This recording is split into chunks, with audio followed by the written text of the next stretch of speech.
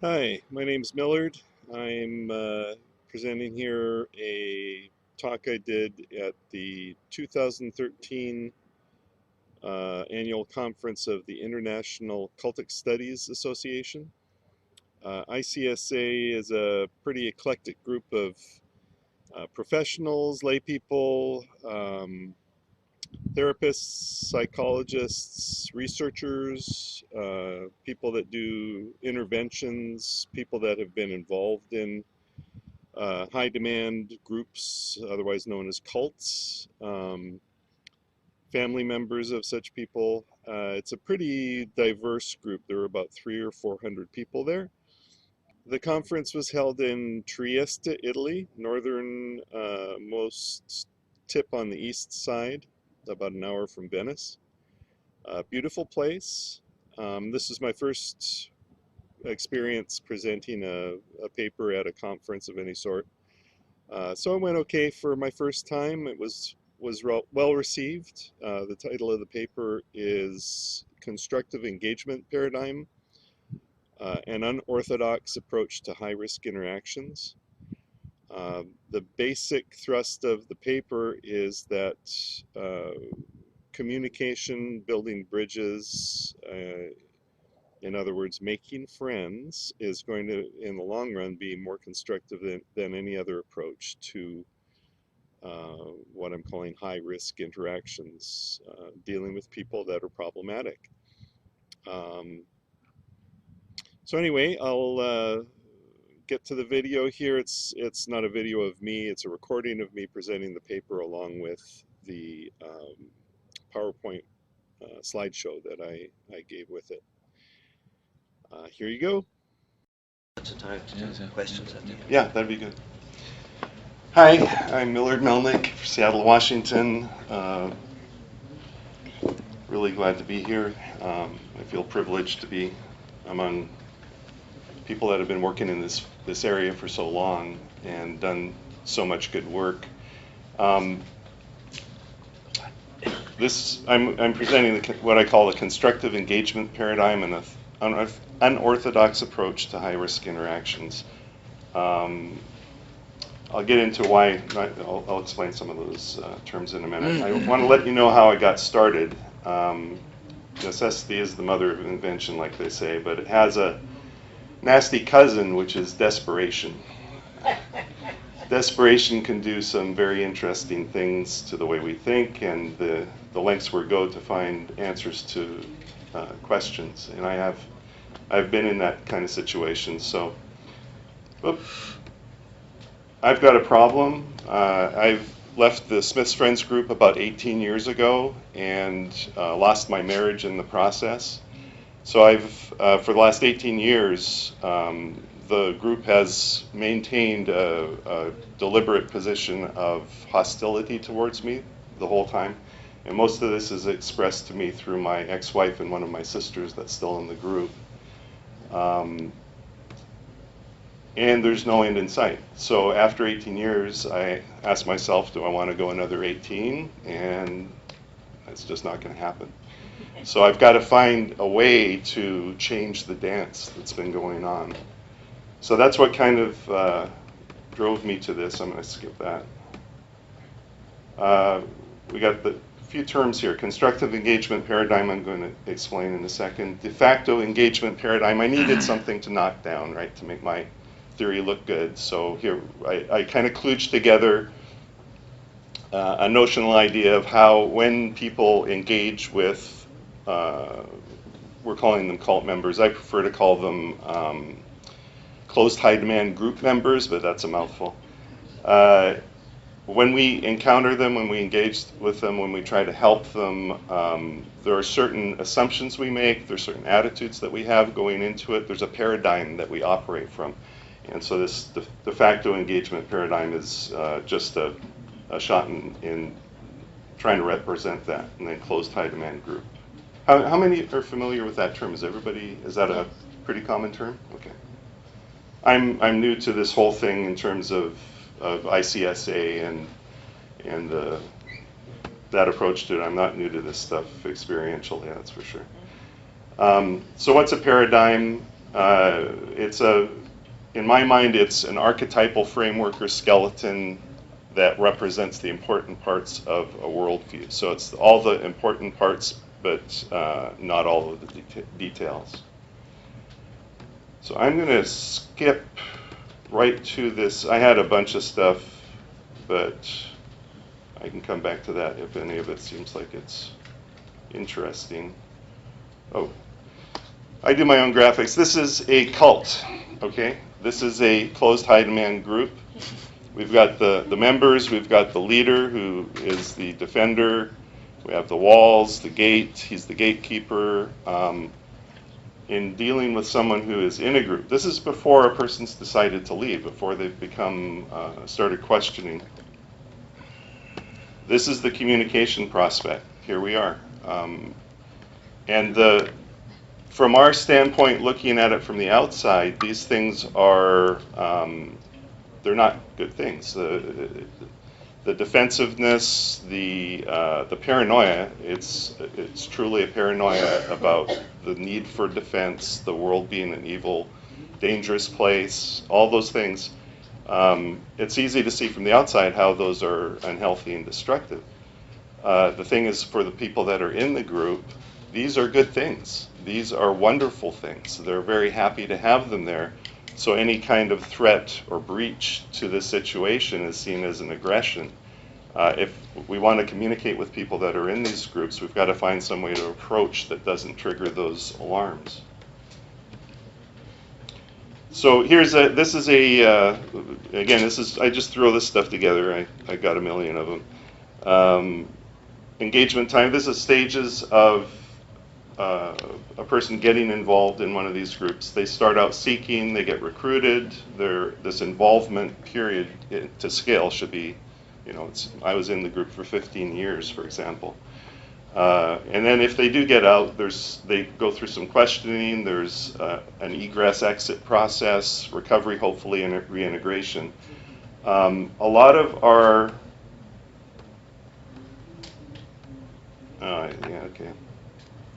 A lot of our efforts are focused at the tail end of this. I want to find ways of engaging and helping people that are further up when damage hasn't been done yet, and when decisions are being made and people can be influenced more easily before they're locked in. So the constructive engagement paradigm is appropriate for all these stages that are up near the front. So, and I'm going to skip this too. Now this is a picture, if anybody's read C.S. Lewis, this is a helpful metaphor that I use with this, this approach. The dwarf and the tragedian. I don't know how many are familiar with this story, but the man's wife meets him, tries to convince him to go to heaven, and she can't get through to him because all she can talk to is this tragedian that is his persona, that he insulates himself from her and from the rest of the world. It's a very useful thing in dealing with people that are in these groups. There are different approaches given the dominance. If what you're meeting with here is the cult member, there's certain things that will work and certain things that won't. The constructive engagement paradigm is intends to get to the little guy that's hiding behind there, get through the persona and to the person that's hiding. Let's skip that too. So here is the de facto engagement paradigm. I'm going to take a second here. This started out to be a paper. It's turned into a project. I've got about 65 pages of material, and I was wondering how am I going to disseminate that to everybody. And it's just in the beginning stages. So this is just like a skeleton to talk about it. It doesn't really get into some of the unique aspects of it, but I'll get back to that in just a sec. Typically, when we approach, and I hear it at the different presentations here this weekend, as we approach these groups, they seem alien. They seem deranged sometimes. They seem, how can people do these things to each other? So it's very hard not to look at it as like a doctor. It's something pathological. When we engage with people that are in these groups, often our intention, our purpose is to stop abuse that's happening, either prevent it or stop it if it's already been going on. And what I'm calling the organizing principle, the concern that we organize the interaction around tends to be domination. There's a lot of focus on the fact that a leader has, we've got debate going about mind control and brainwashing, we heard yesterday. So they're doing something to keep these people together. They're doing something to get them to do strange, bizarre behavior. And that tends to be forefront in our minds. How do we deal with that domination?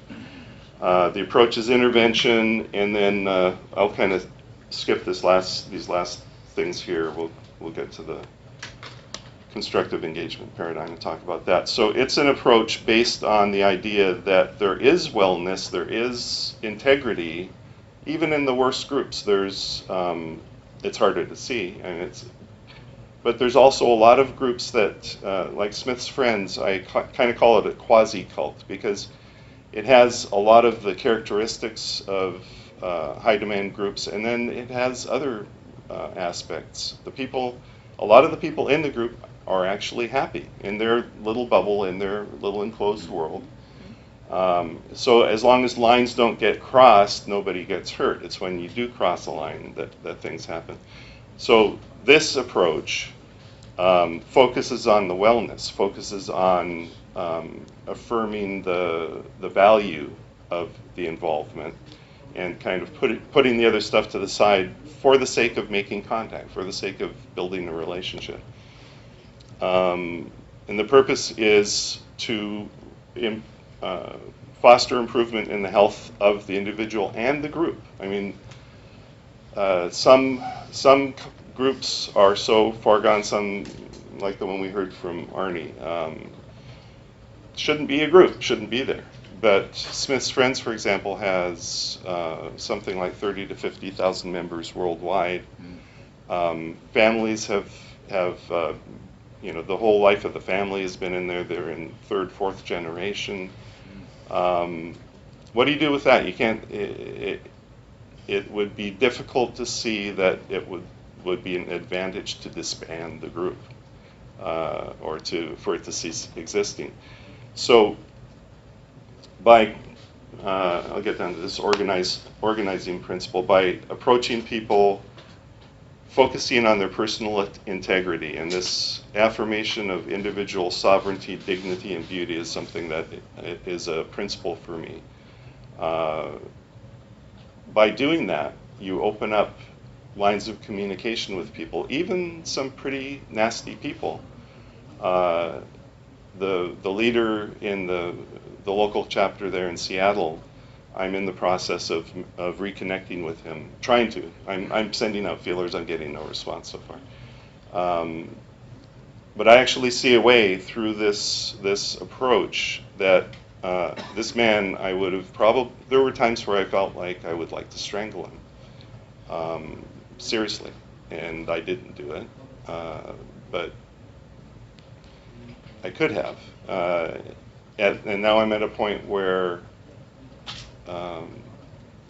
I see a way to approach him, I see a way to engage him through focusing on these things. The principal question, how can everyone benefit, as opposed to who dominates whom? And then collaboration as opposed to intervention. These are all ways of getting involved and building a relationship with people. So, let's see, where do I want to go from here?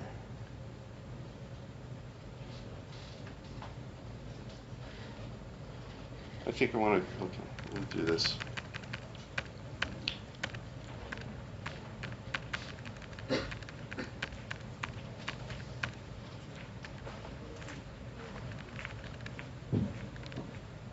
So what makes it different? I mean, why am I even doing this? As I have been dealing, I have 6 sons who are not in the group now, but they're very much affected by it. 4 of them live with their mother. As I've tried to deal with family issues, tried to help my boys process what's gone on in the family,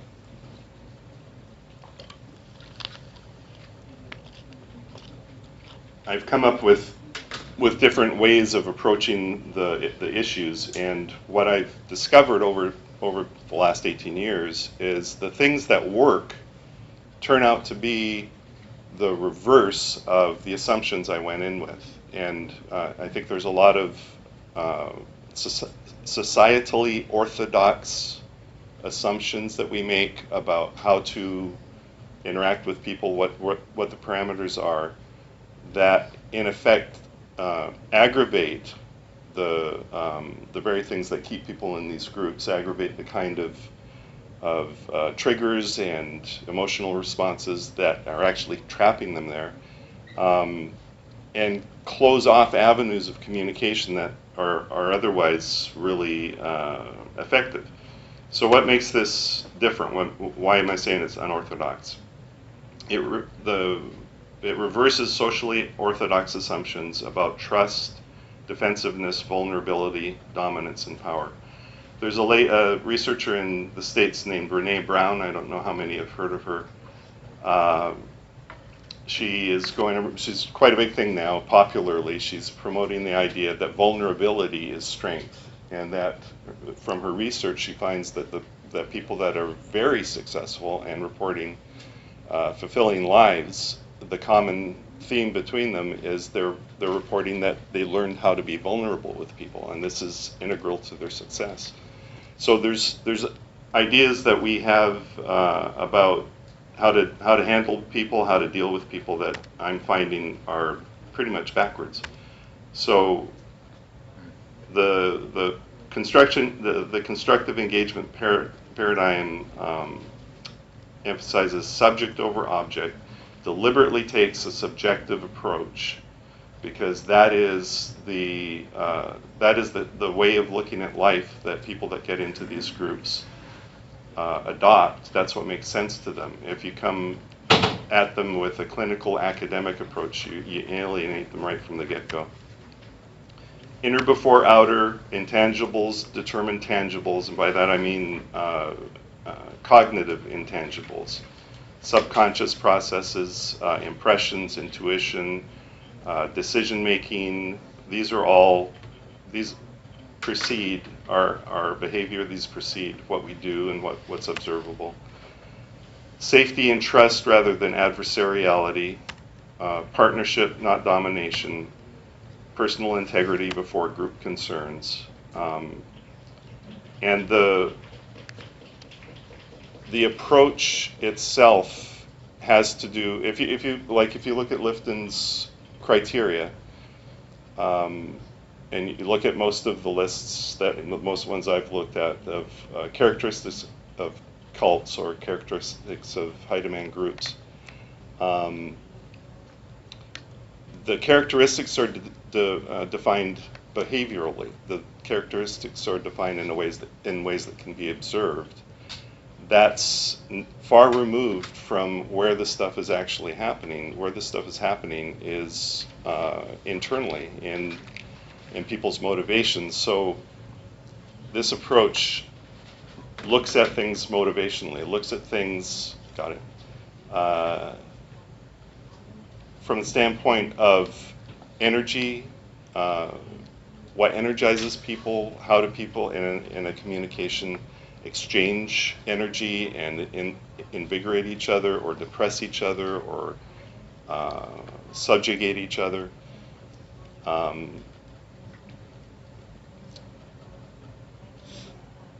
Yeah, I'll stop right there. I'm starting to lose it. We're opening up. Thank you very much. Oh, no, I won't stop. Sorry, I'll go one more place. One more place. I'm sorry. This is the first time I've ever done this, so thank you. Okay, yeah, the paper itself, I got carried away. It's over 65 pages now. It's really good, I think. I'm really excited about it. I haven't communicated today some of the really good stuff.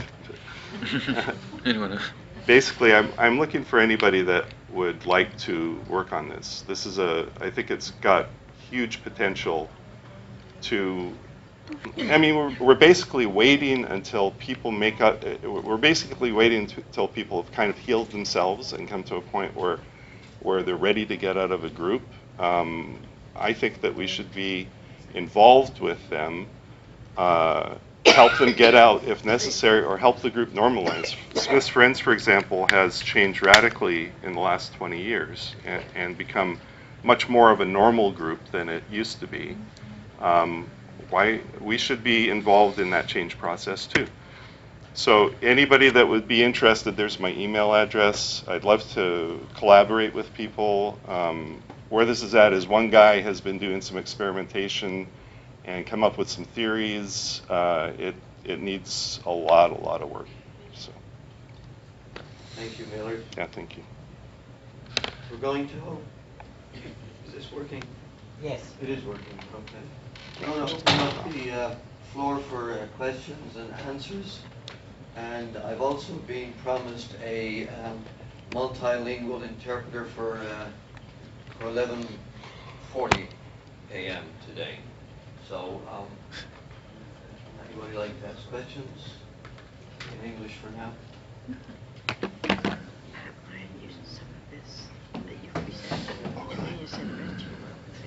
Cool. Thank you. We're actually working with Arnold's group back in New Jersey on our own. Oh, my name is Pat Busco. I'm from New Jersey. We're working with Arnold's group on a personal level. But my question is actually going to be to Mr. Melnyk. Yeah. How do you break through isolation? You have this wall around the person that you're trying to get to. How do you break through that? Yeah. Well, we both agree on that. Well, I'll tell you how yeah, thank you. There's all kinds of different situations, so it would depend on what the situation is. My situation is my ex-wife would, and I'm not saying this, I say this sincerely, she would be a much happier person if I didn't exist. So as far as she's concerned, she puts a lot of energy into arranging things so that it's like I don't exist in the family. And I just haven't given her that option. So, and been accused of being disrespectful, the list is endless. There's a metaphor that's used in change theory, in corporate organizational change theory, that it's a dance. So if you're dancing and one partner changes the step, the other partner has no choice but to modify what they're doing. So they can choose to disengage, but as long as they're going to continue in the dance, they have to change.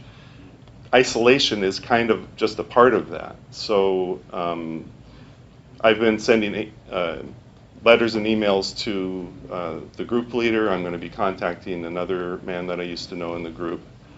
I'm not giving her the option, basically, to stay isolated. I don't know whether that helps. Well, but she, on some levels, I understand that, but she also chooses to engage with you, even though she's pushing you away. She still engages with you. Yeah, that's the odd thing. If I show up, then she really engages. Okay, well, that's a positive. Not positive. There's communication and interaction there. Yeah. As opposed to being completely isolated and having, as in our case, having additional groups allow that isolation. They use a system. So you're talking about just literally will not pick up the phone, can't. Yeah. That I haven't had to deal with yet. Yeah, sorry. Thank you.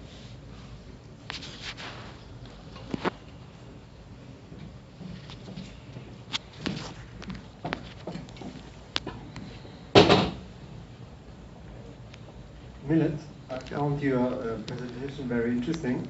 The sentence, I'm not giving her the option, I'm not sure it was ironic what you were saying. I'm not It's a both. psychologist. It's both. It is Okay, kind of ironic. Yeah. To me, it's ironic that I have to do this. I mean, this sentence, I'm not a psychologist at all, I'm an ex-member, my name is Santora. But actually this sentence, I'm not giving her the option, that's for me the key. Yeah. That it shows that maybe, I'm not a psychologist, but you are I'm not actually, it shows that you are aware that you have a control over her, but actually the moment you give up that control, maybe you solve the problem.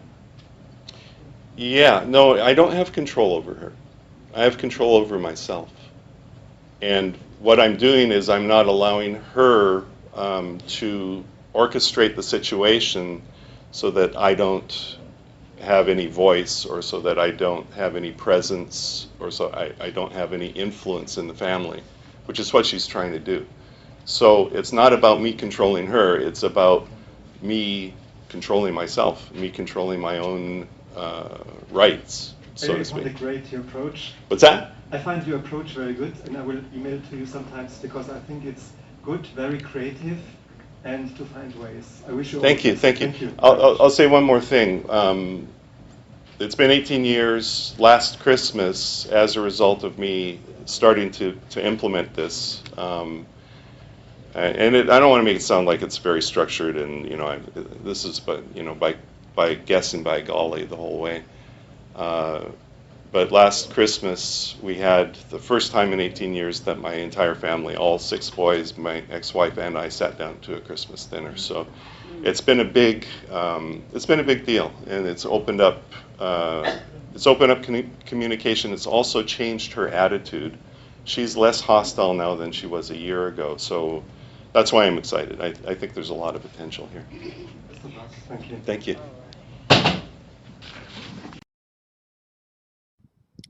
So there you have it. It was fun to do, a fun talk.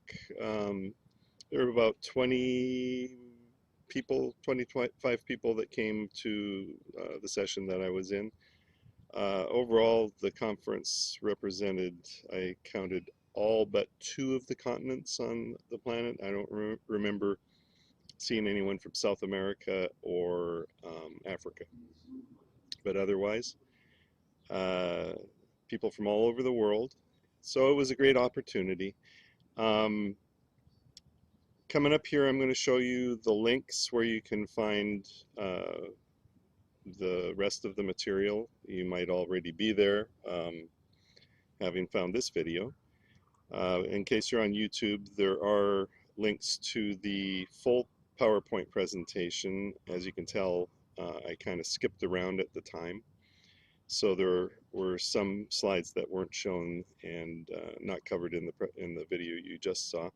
So if you want to take a look at those, also a link to the entire 70 plus page, it's not a paper anymore, it's too big for that. But anyway, if you're interested in reading it, it's a work in progress, and I'm looking for collaborators. So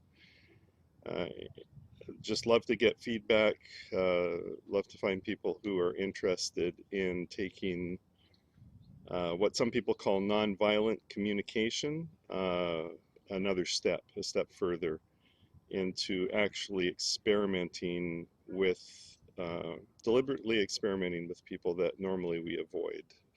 Bullies, uh, exploitive people, even psychopaths. Looking for ways that work rather than what we kind of tend to do is try to pretend like they're not around. That's just not going to work anymore. So here are the links. There you are. As you can see at the bottom of the page, the direct link to the Google Drive folder is pretty cumbersome. So I've given you a way to get to the files through the ICSA website. There's a video, the paper, and the slideshow.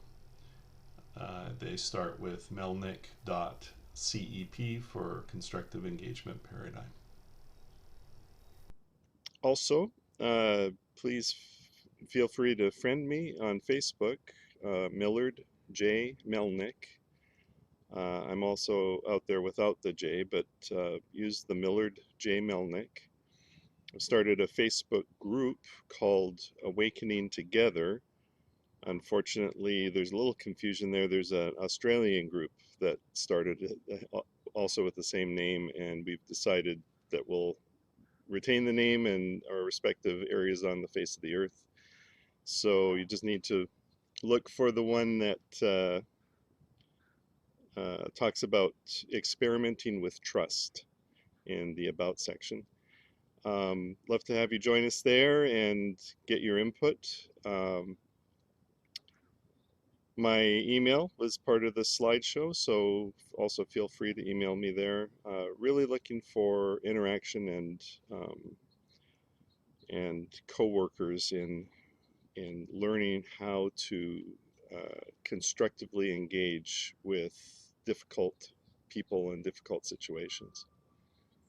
So thanks for watching, and hope to meet you or continue communicating with you, as the case may be. See you.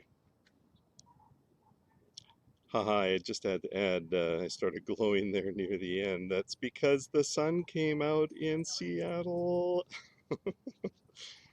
So anyway, see you later.